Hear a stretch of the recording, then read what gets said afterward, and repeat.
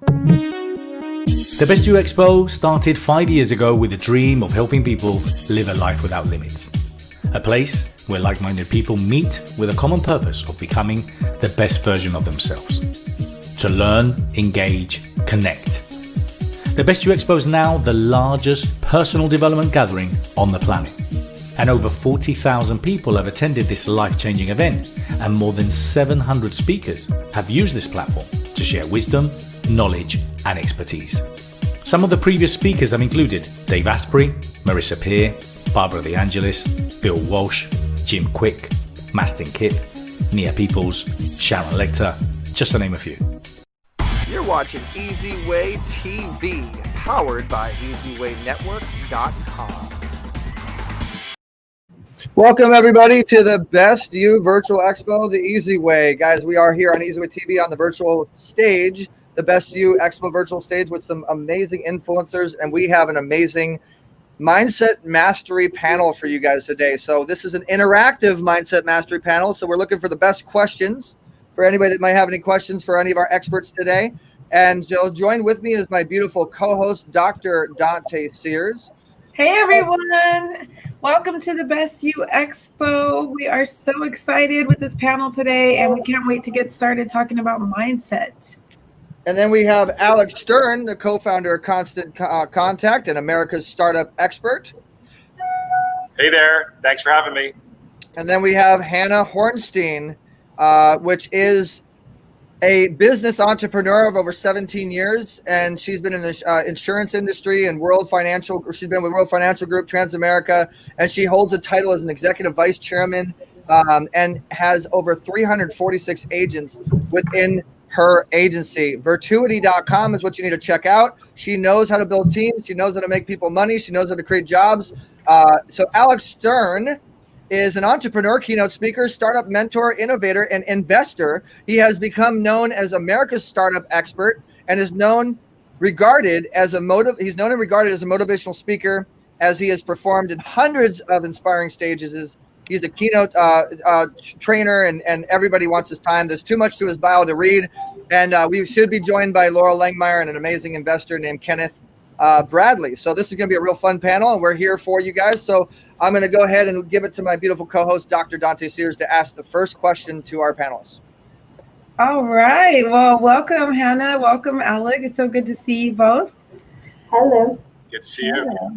So my first question regarding mindset is, what do you do in the morning to prepare yourself for the day, to, mentally, internally, and what do you feed yourself with, meaning like food, give us an idea of what is your morning routine for success? And please tell about any mantras or quotes or anything you say to yourself. Do you want to go, Hanna? Or? Sure. So what I've been doing for years is I have goals, and I always obviously am changing my goals, and I have a set of affirmations. So when I wake up in the morning, the first thing that I do is I'm always thinking about, what is it that I'm trying to achieve? What are my affirmations? And so, I will tell myself the things that I believe about myself and that I'm trying to achieve, and kind of run myself through that. And I'll do that, first with my eyes closed, and I'll do that even with my eyes open. And that's kind of how I start my day every single day. And then in terms of food, I have a very structured routine. I'm the type of person that needs structure in my life. If I don't have it, it's mayhem. So, I follow a program called eZWay. I've been doing that for years. So it's a protein shake, and I have, everything structured through the day. So for me, structure is very important. Having my goals, having a plan, affirmations, that's what I've been doing for years. Beautiful. Alex, same question. Yeah, that's great. I need a little more structure. Really? Yeah, so I'm a little bit more unstructured, although mornings are, for me, are very, very important to unplug. So I'll wake up and I'll walk away from the phone, and I'll give myself at least an hour to actually to unplug.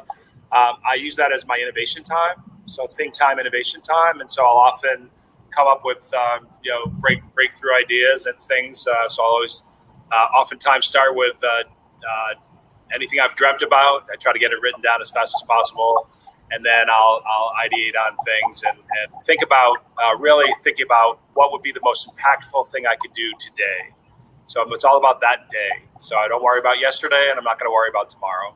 Well, Sorry. I'm sorry to interrupt, Alec. I was just going to say, great question, Dante. And we just had Laura Langemierer just came in as well, so I wanted to bring her into the panel. And please, by all means, Alec, continue your discussion. Welcome to the panel, Laura Langemierer. Hey, Laurel Langemierer in the house. Welcome, Laurel. Hey Hey, guys, Laurel. how are ya? Good, how are you? Good. And just, guys, if you don't know who Laura Langemierer is, you're probably living under a rock, but we'll give you guys just a quick synopsis. I'm a little loud. Laura Langemierer is known as a millionaire maker. She's a wealth building expert, money expert, and sought off speaker, entrepreneur, and has about 5, 6, 7, 10, I don't know, best-selling books. And we're proud to have her on the panel. Alec, please continue. Sure. Hi, Laurel. Hiya. So unplugging and just spending innovation think time in the mornings are key for me. I do my own sort of I call it my holistical practice, where I will sort of get into deep thought on things and not let any of the day's things that get in the way. So and as far as for eating, I'm usually pretty good about managing intake, and I'm certainly as of late, the last 25 days, I've been carb free. So I'm really focusing on better eating and and just better health and wellness. So Wonderful. So Laura, the question was, what is your morning routine? What do you do in the morning to motivate yourself for success towards your goals? What do you put in your body? What do you put in your mind? I love that question. So I wrote about it a lot in my Yes Energy book. So I always say, God, health, and family is like my ideal. Am I perfect about it? No. But as many times, like when I hear what I say, is when I'm home in Northern Nevada and Tahoe, it gets easy. When you travel, it gets a little off. But, my brain wakes up, I don't know, 4:30, 5-ish. So focusing that really in a very, what I'm going to call driven, like what do you want to create for the day versus reactive. I think most people live their life reacting to, to wake up to this, right? And start reacting to texts, they react to emails versus what do you want to create instead of react during the day. And that actually for me is very spiritual time. And then my family, and usually once I take my daughter to school, do that, then I head to the gym. I'm picking up yoga. I hired a private yoga instructor, and I've been doing boxing. My son and I love to ski, but my daughter wants to dirt bike. She's always been the alternative. So from an MMA fighter to now we have dirt bikes. So that's our new thing. So just playing. Then get into my day. So my day starts like with this team that most people know me of, probably between around 10 and 4 is when I spend this time. And then I do, got a lot of other companies I got to work on. And I'm with Alec. Alec and I are both doing this health thing. So as soon as I'm back from Arizona, I'm in Arizona now, this sweat tank here. It's been great, like a detox out here. But as soon as I get back, all the keto and the products that Alec and I are committed to doing is where we're headed. Beautiful. Wonderful.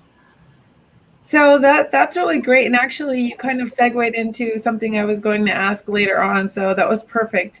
I love all of your answers. Eric, do you want to ask the next question? You're on mute. You're on mute, Eric. Zuley?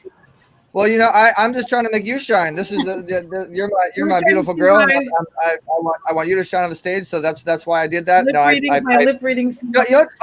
What's funny, guys, is I'm not kidding you. At least 45 speakers on this virtual panel have done that. So I don't feel so bad. Okay. So, my question is, mindset is so important. And I go into a deal. When I interviewed you, Laurel, you said that you're a deal addict, and I can't get that out of my head. I go into a deal knowing that I already closed it. I'm envisioning that the deal's already done, and we're on a yacht together, celebrating how much money that me and my clients are already made. Question to you, Hanna, to start, and then we'll go down the line the same way. How do you put your mindset? How do you put your mindset? Like, how do you train your mindset? How do you get yourself ready to close a deal? So what you just said is the most powerful thing in the world. And I teach this to my team all the time, is that you have to visualize what it is that you want before you go in there. And so this is something that you have to teach yourself to do, and you have to practice it. But, first of all, you have to literally see the outcome of what you want.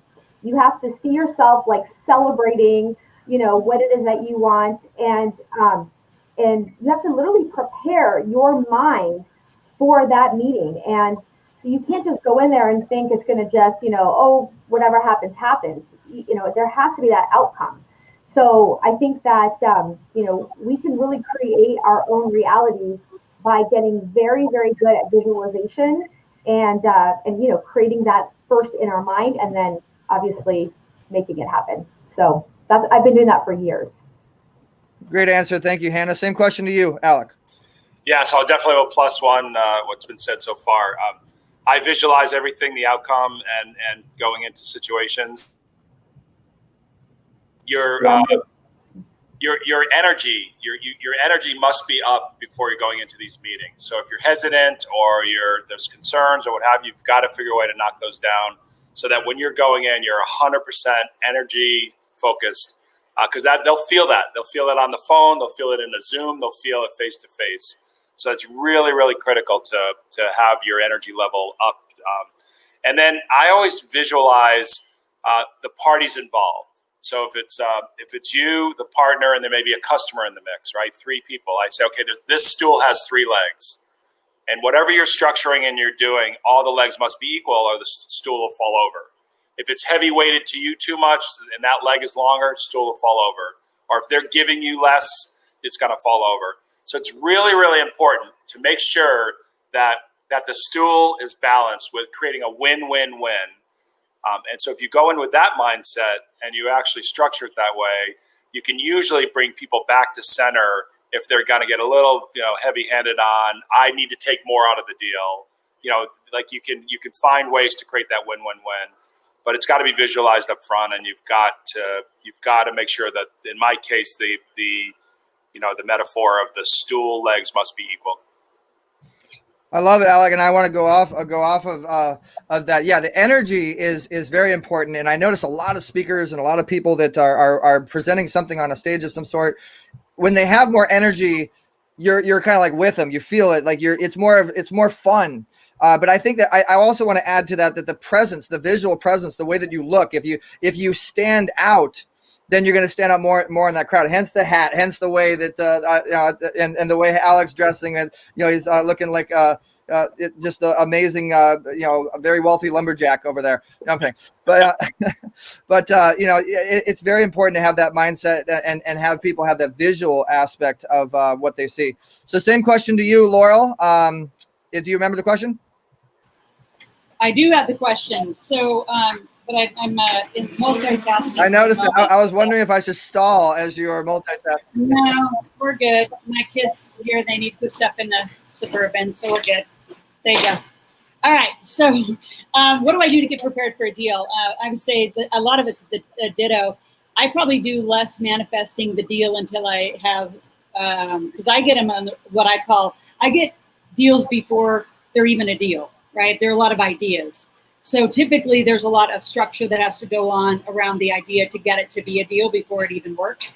So once the deal is a deal, then it is, it's you could say micromanaging, but it's really, is every team member on pace? So I'm usually helping architect not only the deal, but the team, and then making sure the team stays on pace, doing weekly meetings, revenue meetings, marketing meetings, things like that. I'm pretty intense about the pace of the deals once they're underway. Great answer. Dante, you want to ask the next question? Okay, and I will unmute you to make sure you don't do what I do. Go ahead. I thought we were playing Bruce Lee today. Well, everything that's been said, I 100% agree with. I think that, going in, I love what, Eric, what you said about, you've got to visualize it first. You have to know it's yours. What Hanna said, you have to see it. Like you're 100%, as Alec was saying as well.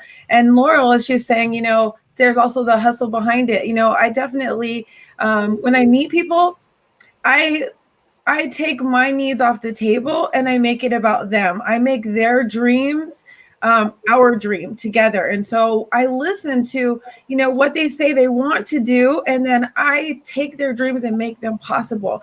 And by doing that, like Loral says, it's a deal before it's a deal. Like you're getting that person before anyone even realized they were, you know, breathing in the water, because you've taken that dream and you've given it fertilizer and water and sun and everything for them, and created trust with them. And that turns a client into, you know, a referral source. Like when I sold real estate full time, they say you get one client and you sell a house every 7 years. I'd sell 7 houses every 2 years to a client, because I would take them and say, you know, let's build your empire. Let's build your retirement fund. Let's make sure your kids have their college fund, you know?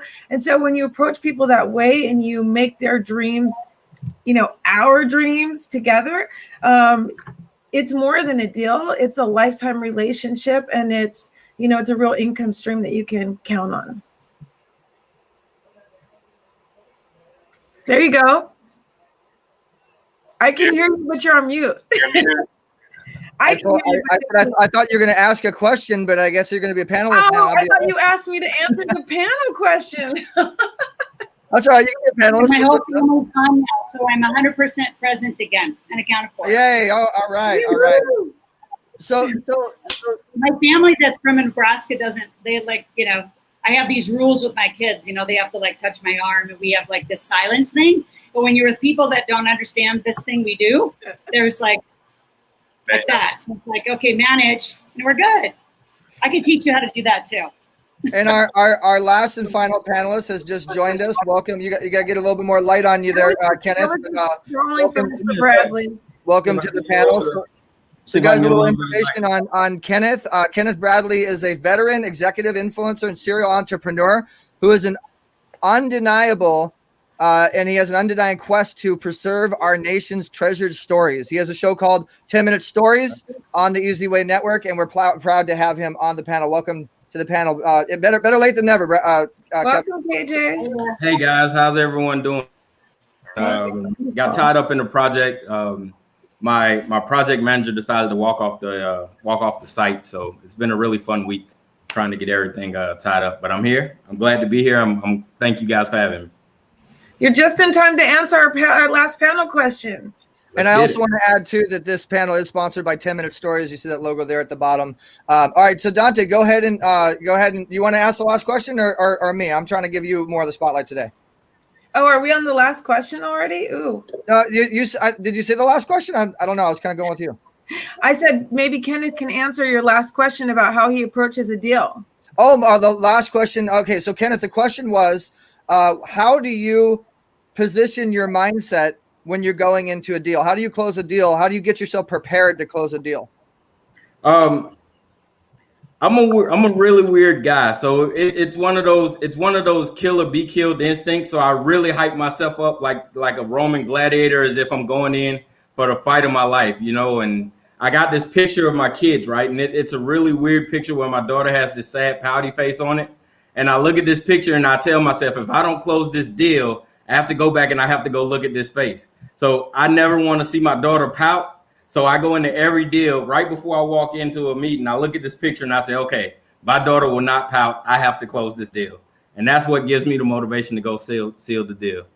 I love that, man. Great answer. Great visual. I totally visualized you as like a gladiator, like a warrior soldier going into like a deal with paperwork and stuff. All right. So Dante, do you want to ask the next question or you want me to take it? Yeah, so Wallace D. Wattles, I don't know if you all have heard of the book, and The Science of Getting Rich. He talked about the formless substance and how we can order it to achieve our goals. So I'm curious, all of you, what spiritual process, if any, do you use to accumulate wealth and to make the world form around your goals?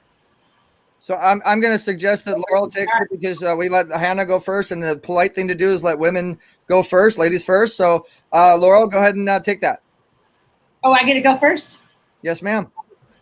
So when I was 21, I met Bob Proctor. So like when you meet a Bob Proctor in your life and he's with you for years and years, and we actually had a huge company together for a long time. I mean, that is ingrained in you. It isn't even a choice. So, right. I mean, he studied the science. If you think of Science Getting Rich, you think about Proctor. Honestly, it's like insane training. So you just expect it. It's probably the easiest thing that I would tell those that are out there.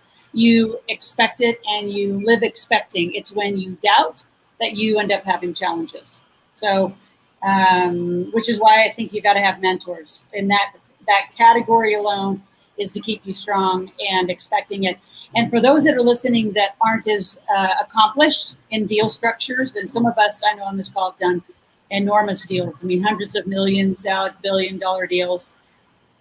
The expectation and the variables get really, really narrow, and you have to know it's going to work, which is so interesting because there's this tangent that Buckminster Fuller actually wrote a lot about, which is you expect it, but you're always looking side by side for alternatives, not in doubt, but in expectation of it being additive to the deal. Great answer. Mm-hmm. Yes. Same question to you, Hanna. Please answer the same question. And unmute yourself. You're on mute. Okay. So it kind of goes into that, the first question about what we do in the morning. And when I first started in business, the first thing that I was, basically recommended to do was read Think and Grow Rich.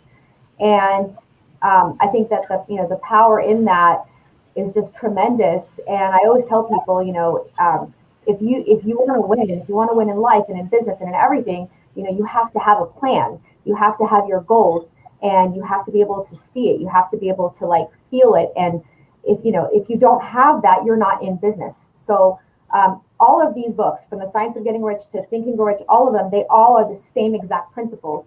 And it's, being very clear on what it is that you want, having that vision on what it's going to look like, having it written down, and then, talking about it every single day and literally being obsessed about it. And what that really is, it's you're in prayer. You're asking, for what it is that you want. So it's a very spiritual thing. And I think for most people, the challenge is, number one, they don't get clear on what they want. They don't have a vision for what they want. No one's ever sat down and said, what is it that you want? And just the power in doing that, identifying what that looks like and writing it down, that's everything. That's everything. And so whenever I look back at old business plans or old vision boards, I literally look back and I'm like, wow, I didn't have this before. Then I identified what I wanted. I wrote it down, put it down on vision boards, and then I achieve it. And then, of course, the next part of that is you have to keep doing it. You achieve something and then you have to keep growing. So I really, truly believe that you're either growing or dying. So you have to keep increasing your capacity and, keep increasing what it is that you want to do in this world. You're on mute. Who it keeps muting me? That's not us. Stop muting me, whoever that is with the best UX. Okay, so basically, what you said is very important. And your faith, I want to expand it upon that. Your faith is one thing, but you have to have the confidence and the trust and the faith in your faith to make sure that happens. Same question to you, Alec. Yeah. So again, +1 to the great comments so far on the topic. So I think totally. We talked about visualization, which we're all practicing to see the outcome, visualize the outcome, and get to it. We also talk about vision, and everyone has that 3 or 5 year vision. And I'm a real stickler with whatever I'm doing in a day. What is it doing to get me toward that vision? And if it's not, it's going to derail me. It's going to sidetrack me. It's going to be viewed as an obstacle, and I'm going to get stuck or whatever. I got to knock those things down, develop the muscle memory to get that stuff out of the way, and make sure whatever I'm working on is getting me closer and closer to that vision. And I will always achieve it, but sometimes it doesn't come overnight. These things can be longer term, and sometimes you've got to find ways to celebrate the small wins. So what did I do today to celebrate? And celebrate several times in the day. Ring a bell, do something, get up and just scream for a second. Whatever it is that's got to put a song on and sing to it. Whatever gets you all fired up, do it. because that's really important. And so my mantra that I live by with that is, accomplishments are something to build on, not rest on. And so if I have a great call, or I just go out and I've just signed a deal with somebody, I don't celebrate. I go make another call, or I get onto that next thing, because that energy that I'm feeling from that success will carry through the day. And I'll do several calls or have several virtual meetings. And then at the end of the day, I'll celebrate. I love that answer. I just vision you being all excited when you're getting ready to go into your stuff. Okay, so this question we're going to start out with Loral, because I want to see what her opinion is on the difference between the mindset of a bigger deal or a simpler deal, or a smaller deal. Wow, first, that's so relative. Yes, ma'am. Right? So what kind of deal? Well, like if you're going into a big, $150 million deal versus a $150,000 deal, like what's the difference in mindset to close each deal? What would you suggest, or how would one utilize that mindset? Well, I don't even know. So here's what I'm going to say, and Alec, I'm going to count on you to back me up over there, because I don't know the rest of you and your volume of deals, but like today, right now, as we speak, we have a $40 million investor looking at our big cannabis project. We're doing $200 million in projects in Boise. Now, years ago, would I have even attempted those deals? No one would have took me serious. So I think there is a wisdom and a growth to earning your stripes. I tell real estate investors, beginning real estate investors, if you get 2 or 3 deals, you can ask for money. Don't ask for money when you're a beginner asking a beginner for money. So I can't even say that they're relative. I think if I was somebody looking for my first deal, which I was in my 20s, I had the most extraordinary experience, and I would advise any of you to do what I did, is, I found Kiyosaki, Bob Proctor, and I served them. I was the master distributor of the game. I marketed their products. I was the best affiliate. I made them the most money. I made J. Conrad Livingston the most money on a gorilla book than all the other authors. So I served them hugely by helping their brand, which then put me on their stages and put me in front of that next level. So I think you have to have some reality of a trajectory. Now, am I saying that you can't just sleep and just make big jumps? No, there are some of you that will. But to say that you're going to live in a home run situation is not reality. You've got to have a lot of singles to get those home runs. And there's just some conditioning, some vocabulary, some legal teams, some tax teams that you've got to put around you. So I'm probably the realist in that question of what does it take to get there. And I'd say most people will earn their stripes. Most people aren't willing to do what it takes to earn their stripes. So that's more advice than what do? I earn my stripes. So I guess I walk that path. Okay, and now we're going to play a game. I'm going to let you pass it to who you want to pass the same question. How would you even, you know what I'm talking about? I do. Like when you started in your bedroom, you guys all look young, Alec and I have been around. Look, Hannah's like, man, you have no idea, Laura. Hold on, wait until I get the chance. Same thing with Kenneth. No, I don't know Hannah that well yet. So she's probably like leading to the same thing. So I grew up in a farm in Nebraska. When I say I'm with my family, it's like they haven't lived in this space of earning your stripes to it. But I would say the volume of the deal, the structure of the deal comes with a lot of experience and your ability to command a team. And I say command, like dictate, attract a team that wants to do the projects and the deals and come together. So, Alec, I'll pass that baton to you. I'll take it. Thank you. On the relay here. All right, I'll take it. So +1 again on what you said. I treat every deal equally. I think oftentimes, if we have a mindset to say, it's a small deal, we're going to go in and not give it the attention and the energy that it deserves. And I also will say the deals you least expect to do a lot will. So sometimes the smaller deals will grow bigger than that bigger deal because it's got the right formula, the team, it's got all the things that Loral mentioned. So I'm a big proponent of treating them all equally, and I'm going to give the attention to each. Sometimes the smaller ones take more time because they're just not well versed in doing a lot of deals. This isn't just painting with a broad brush, but sometimes it takes a little bit more time. And so if you see the potential in that deal, and you give it that extra time, I've seen some of those smaller ones outpace the bigger ones all day long. So it's interesting. I would think it'd be everything equally, and I won't necessarily put all the same amount of time, because a bigger deal can take a little bit more complexity and take more time. But I do treat them equally. That's a great way of looking at it. I would think that they would be reversed, but I can kind of see that. Okay, who do you want to pass the baton to? KJ. Cool. Hey, thanks. Yeah, I gotta agree, man. I think they're right on the head. To continue with the sports analogy, I look at every deal like 3 yards in the cloud of dust. That old Oklahoma Sooner football. Sometimes, everybody love to throw that thing deep 60, 70 yards, man. But sometimes you got to get in there and grind it out. And those are the deals that I live for, man. Getting into the weeds and getting my hands dirty. I'm still a rookie in the game, but I'm telling you, man, it's something about the intricacies of the deal and making those relationships, and then being able to prove your worth. That way, when you go back, you don't have to introduce yourself again. They already know your name is good. So I am a huge proponent of just hitting the bell, find out how to make that bell ring, and continue to hit the bell the same way. Great answer, Kenneth. And Loral is telling me that she's got a big $1 million deal that she needs to go and take care of. Hence the question. So go ahead and say bye. And we appreciate your time and coming on today. Thank you. Loral. And they got to stay attention to my Wall of Fame. We're about to come out on a show.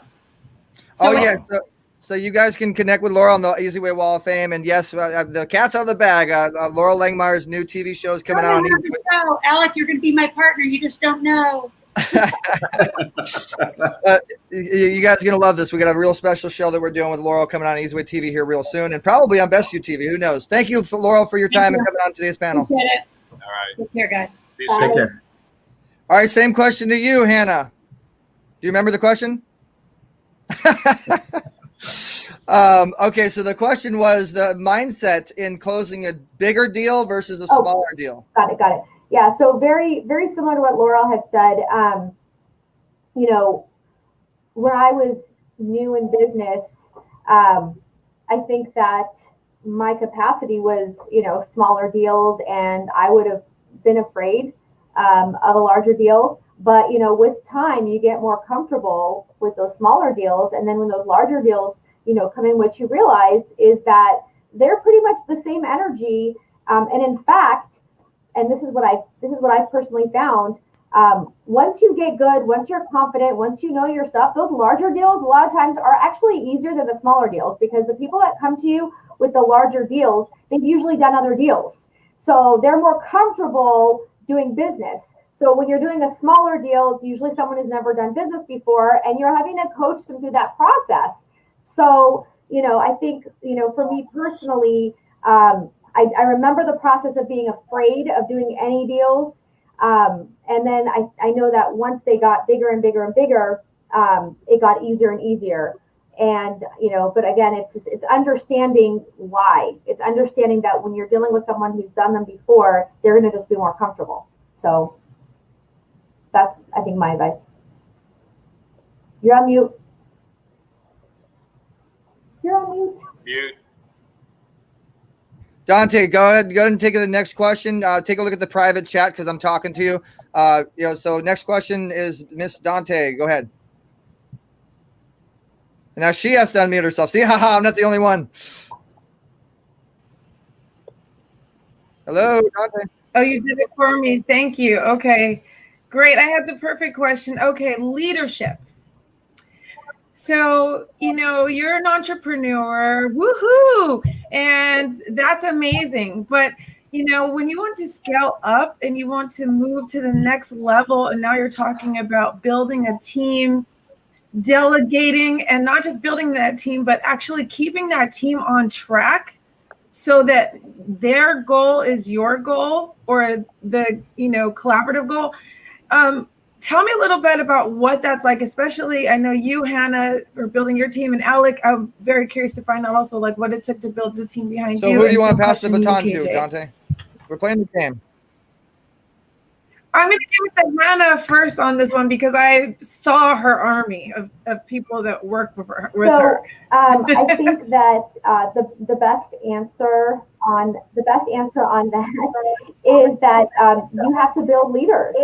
You know what I mean? So rather than building followers, you want to build leaders. So you want to equip your team with the same personal development that we had to go through to become a leader.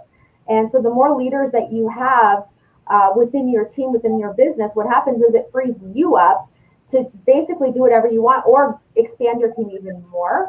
So, I understand that when I first got into the business and I was bringing people on the team, I couldn't retain them because I wasn't where I needed to be. I hadn't grown.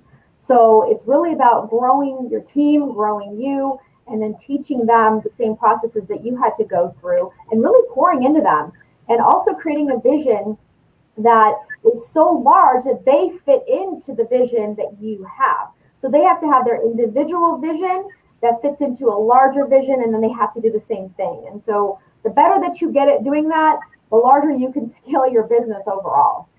Great answer. Who do you want to pass the baton to? How about KJ? Great. Yeah, I think you're right on you're right on the head. Being an Army veteran and a platoon sergeant, I think it's important to have that next man up mentality. So what we try to do in our organization is we try to groom that next squad leader, that next section chief, to get those guys ready. That way, in case I step out, the business still runs. We use a lot of their terminology in my organization. So the platoon still runs, the company still runs when the first sergeant's out. You just pass the baton to the next guy, give them their marching orders, and let them take out. So I think it's important to kind of groom that next guy up, and we do that a lot in our organization. Question, Alex, same question to you. Yeah, so I'll just again +1 on what was said. So the first thing I would say is that hire your replacement. I mean, you always have to be seeking to find the person that's going to replace you. Most people are sort of like, well, if I hire them, they're going to take my job. That's right, because you're going to go up to the next level. And so most people are afraid to do that. So hire your replacement's the first thing. The second thing is that coming into an organization, I think culture and core values are the most important things. That if they are living and leaning into the culture and they believe in the core values that have been set, sometimes you involve them in setting those, or you get their sort of their confirmation that they agree with those core values, like delight the customer or whatever it may be. Those are key. I would say that you got to be title agnostic. Like there are people that are like, well, I want the CEO title and I'm not going to ever give that up. Well, you know what? You might take an investment. They're going to want adult supervision or bring someone else in, and you're going to lose that title. Are you okay with that? And you have to say yes. And there are a lot of people that will go down with the ship to keep a title when the growth of the organization requires someone to come in to maybe lead that org. And so that goes to the last thing I would say is stay in your lane. So whatever you're really good at, you're not good at everything. No one is a jack of all trades. So you might be wearing a hat today, and as you're growing the business, you're going to peel off pieces to give to experts to do. And stay in your lane of what you're best at, because you're going to give the most production with the things that you're really good at, as opposed to learning and doing things that may not be in your wheelhouse. And I think most businesses will fail if they don't follow some of those rules. Great answer. I love it. Everybody's answers are right on point, and people are commenting like crazy, but we don't have a whole lot of time, so we don't want to put too much of the comments on. We apologize, guys. But so we're dealing with the COVID situation, the COVID chaos, COVID craziness. I feel like we have to have some sort of question. What's everybody's mindset towards craziness and chaos, like the COVID situation, when you hear it on media, and what do you suggest? Hanna, I'm going to have this question start with you. What do you suggest? How do you handle when you have obstacles and chaos and craziness, as far as your mindset goes? Great question. So when this whole thing hit, I think, we had two options. We could be afraid and we could kind of retreat, or we could say, what is the silver lining here? And what can we do to move forward in the most positive way? So what we did personally is we said, okay, we have the ability to move our entire business to a Zoom platform, And it gives us the ability to see more people. It gives us the ability to do more trainings. And now we don't have to drive or fly across the country for meetings. So for us, it was like, wow, this is the opportunity of a lifetime. So we literally were like, okay, now we have to scale. And also, we also looked at the fact that there's all these people that have lost their jobs that are now looking for opportunities. And, you know, there's a huge talent pool out there that may have not looked at the entrepreneurship game before that now might be open to entrepreneurship. So we're like, okay, all these people that were closed off now are open. We have an opportunity to share what we do with these people. And then last, from a financial literacy standpoint, what COVID did is it essentially shined a light on how ill-prepared most people were from a life insurance standpoint, from a savings standpoint, from a, you know, just even we saw people couldn't go 30 days without a paycheck. So these are the things, these are the principles that we've been talking about for 20 years that people just kind of didn't want to hear because it'll never happen to me. My job is solid. Everything's okay. And now all of a sudden, you know, they say fear sharpens listening. So now all of a sudden people were calling me saying, hey, you know, I got to make sure that I'm okay. I got to make sure if something happens that my family will be okay. So we just basically, you know, trained the team and showed them the opportunity and said, look, now is not the time to be afraid and retreat. Now is the time that you charge forward. And we'll all remember what happened in 2001. We'll all remember what happened in 2008. And I believe 2020 will be one of those years where we're going to remember what happened in 2020. And do you want that to be the year that you kind of went backwards and were afraid and things went down? Or was that the year that you had the biggest year of your life and scaled your company? And so that's what we did. Very well answered. And who do you want to pass the baton to? Remember, we're playing a game. Alec. All right, thank you. So this has been an opportunity to work on the business, not in the business. I think get out of the tactics, get off that hamster wheel of your day-to-day, and really think about, you know, the path you're on toward your vision. I've asked hundreds and hundreds of startups and small businesses, are you on a path today to get you to that 3 or 5 year vision that you've set? Half of them said no. It took a little while to get the no out of them, but half said no. And so the bottom line is then you need to be looking at what you're doing. The lane that you're on in a highway that you're running on for your business, you could have the bigger opportunity in the adjacent lane or just minor tweaks and changes. And now's the time to go and test those and get to your target market and get feedback and ask them, and then find how to get on that path. And I'd love to hear back from folks who said, you know what, we've done the exercises. We've really stepped back and looked at, you know, the strategy of our business. And, you know, this has been a breakthrough because we've now found the bigger opportunity sitting right underneath our nose, and we missed it. Well answered. And I'm assuming, Kenneth, it's your turn. And you got to unmute yourself. I did. There we go. All right, I'm back. Yeah, I agree, man. I don't know. My mind is weird. I work in movie scenes and parables a lot. So when this COVID thing hit, I immediately thought of the Forrest Gump scene where they're out on the shrimping boat and the storm came and Lieutenant Dan sitting on the mast and he's like forward.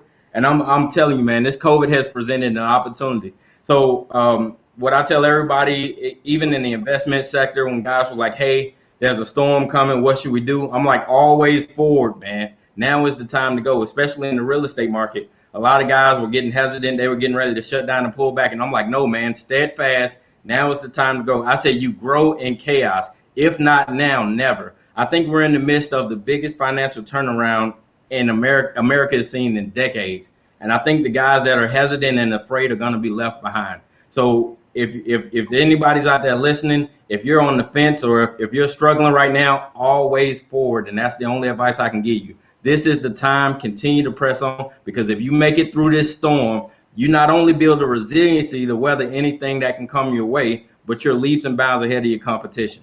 So that's the best advice I can give. Always forward. Well said, man. I want to remind you too. You said if anybody's listening, we are on the Best You Expo stage and the eZWay stage. There's a lot of people listening, brother. I promise you that. And then I'm gonna let you have the last question, Dante. But we want to give the Golden Fan of the Broadcast award to Bridget Johnson.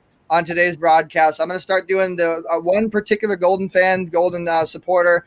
So Bridget Johnson has been supporting this entire broadcast, so we really appreciate you, Bridget. Dante, last question to you. And unmute yourself. And I'm on mute. Well, Eric, my last question kind of got answered there. So let me think. What I was going to ask is, how do you turn adversity into success? And, you guys kind of answered that already about COVID, but can you just give one strategy that you use when you're met with challenges? For instance, I was told, when you meet problems, you should get excited about them. So how do you meet challenges, and what's a good way to think about them to move forward through them? And you have to answer in, you got 2 minutes each. Thank you. I was about to say we're a little bit low on time. So who are you passing the baton to? I'm passing the baton to Alec first. All right, great. So handling obstacles is one of the most important things to do in life, but more importantly in business. You're going to have obstacles on every step of the way. And so I think the thing that I would just say is that these weigh on us. And if you were like how I used to be, I'd walk into the office, I'd write the obstacle on the first line on a piece of paper, I'd put a little box to the left of it, hope I checked it at the end of the day, and I never did. And it just would weigh on you. And this is how businesses fail. And startups take their bat and ball and go home when they can't overcome these obstacles. So you've got to get the muscle memory and figure out how to do it. So seek counsel. You go to others because you're not the first one to have this problem. They'll tell you how they succeeded at knocking it down, how they failed at knocking it down, how they chunked it up into smaller pieces to get small wins to knock it down. And you get that muscle memory of knocking down an obstacle, because I guarantee you the one behind it's bigger. And you're going to knock that one down, and guess what? The one behind that, as you're growing, gets bigger. And you can't have the weight and get in a stuck point with these obstacles in general. So it's key to be able to figure out what does it take for you to knock those down. And for me, everything in life is humor. Wow, we can't make payroll this week. I would find a way to laugh at that and get the endorphins of laughter and then find a solution. Great answer. And who do you want to pass the baton to? Hanna.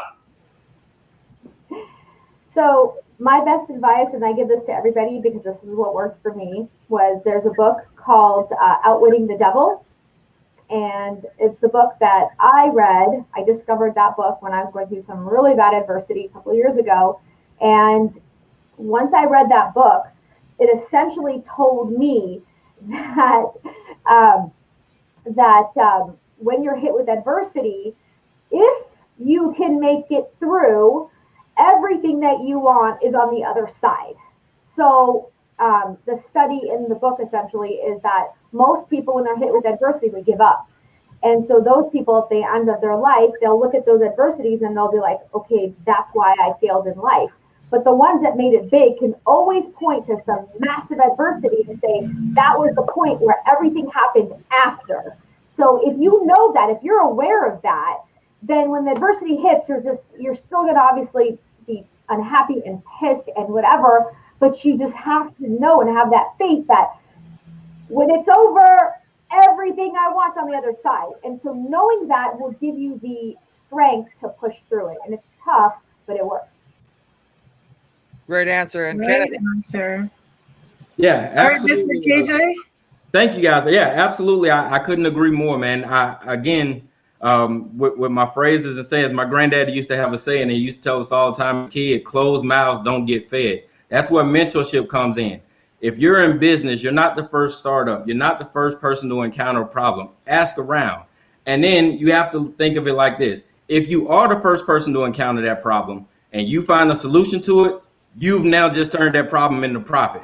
So either way, it's going to work out good for you. You're going to get the answer if you ask about it. And if they don't have the answer, you just found the answer that nobody had an answer to, and you can turn that into a profit. So it's all about looking at the glass half full and making the most out of your opportunities. 100%. The answer is an asset. I love that. I love it. And thank you, everybody. Thank you to the best of you. TV, which is airing on Roku, Apple, and Amazon. eZWay Broadcasting is powering Best You TV, and we're honored to be in that position. Thank you to all the people that tuned in. Thank you to all our experts, Alec and Hanna and Kenneth and Dante. Amazing advice, amazing information. I want to remind everybody that you can go to Roku, you can go to eZWay.tv, you can go to a lot of things to see the archive, because it's not just about the live, it's about the archive. You're actually going to get more out of it when you know about where the archive is, where it goes. You can go to our YouTube channel, eZWay TV on YouTube, and that's where a lot of our lives are. Also want to remind everybody that we are doing a show here in the next 2 hours or hour or so with Jeff Hoffman, the founder of Priceline.com. So another great thing to come to tune into, which is all on our wall of fame. If you guys want to connect with any of our experts that you've heard today, you can go to eZWayWall.com and connect with Alec, connect with Hanna, connect with Kenneth, and it doesn't stop here. Connect with, well, I was just about to say it doesn't stop here. You said co-host, I'm going for it. Well, thank you. You messed my whole flow up. I was going to say it doesn't stop here unless you connect with Dr. Dante Sears. That was my next thing coming out of my mouth, but that's okay. I love this. It's so much fun, and I'm loving the fact that, guys, the new world is here. We are now on a screen. This is the new stage. This is the new way to do business. This is the new way to do a handshake. This is the new way to do everything, and you're going to see more and more things coming out. I also want to say wow to Bernardo and the Best You Expo. This platform, which I want to remind everybody, you can go to our booth. We have a booth inside of the Best You Expo platform. And if you want to check out eZWay Network, we have a booth. We'd love to meet you, love to talk to you guys. Bernardo has changed the game on virtual events. And so bravo to Bernardo, bravo to all of our experts. And thank you so much for your guys' time today. Great answers, great information. And we are going to continue this, guys. We're going to continue this on eZWay.tv. We're going to be doing expert panels all the time. And we want you guys to ask your questions. So that's what we do for you, is we provide you the virtual handshake effect with our Wall of Fame experts. We have our eZWay Awards coming up. We'll be honoring Alec Stern. Congratulations. He's going to be one of our legends coming up, and so many other people. So connect with the wall, connect with eZWayWall.com. We want to connect with you. And so I'm going to let you guys in about 30 seconds or less, go ahead and do your last promotional final words to our fans. Hanna, go ahead. If you want to reach out to me, gratuity.com, or you can call me. My phone number is 818-402-9396. Feel free to reach out, and I'm happy to answer any questions. I'm surprised you gave your phone number. Okay, good luck with that one. There's a lot. And Alec Stern, same thing to you. Yeah, so best way to connect is on my website is Alec, A-L-E-C, Speaks, S-P-E-A-K-S, AlecSpeaks.com. It's go time. Let's reach out and let's connect. And Dante, I didn't forget about you. Go ahead. Hey, everyone. I'm Dr. Dante Sears. The best way to connect with me is texting Dante, D-A-N-T-E, to 55678. Kenneth, go ahead. Hey, guys. Every day is a great day to tell your story. We'd love to hear your story. Come see us at www.my10minutestories.com, www.my10minutestories.com. I look forward to talking to you. And for me, guys, if you want to connect with me or eZWay, as you've seen on the screen the entire time, text eZWay to 55678. We look forward to hearing from you. Thank you again to the Best You Expo. Thank you again to all of our experts, and stay tuned for the next eZWay Live. The Best You Expo started 5 years ago with a dream of helping people live a life without limits. A place where like-minded people meet with a common purpose of becoming the best version of themselves.